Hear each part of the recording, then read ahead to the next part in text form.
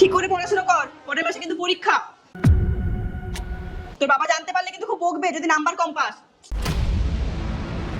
আর যদি কিছু বুঝতে অসুবিধা হয় ওই খাতায় লিখে রাখ, আমি কিন্তু পরে বুঝিয়ে দেবো। যাও।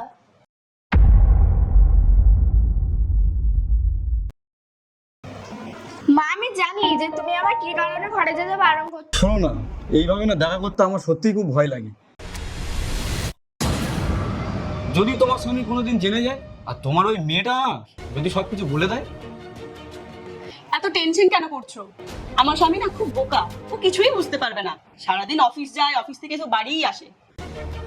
আর আমার মেয়ে, ও তো বাচ্চা, ও কি বুঝবে? যা চলছে দেখো, ভালোই চলছে, দুজন কি সুন্দর আছি।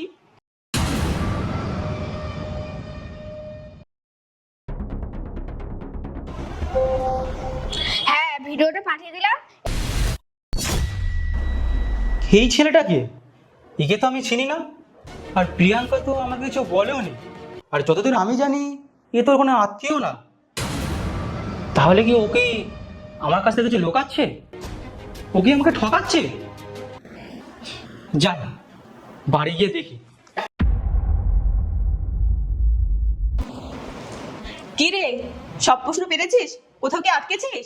হ্যাঁ মা, আটকেছে, কিন্তু বাবা সন্ধ্যাবেলা আসলে আমি বাবার কাছ থেকে পড়ে নেব। আরে তোর বাবার আসতে তো অনেক দেরি হবে, আমি পড়িয়ে দিচ্ছি, দাঁড়া। না না মা, আমি বাবার কাছেই পড়বো। আরে তুই জেদ করছিস কেন? আমি পড়িয়ে দিচ্ছি, দাঁড়া। ঠিক আছে মা, তুমিই পড়িয়ে দাও।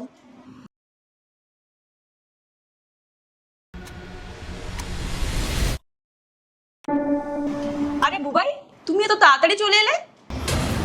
তোমার কীর্তির খবর পেয়ে তাড়াতাড়ি আসলাম। আমার কীর্তি?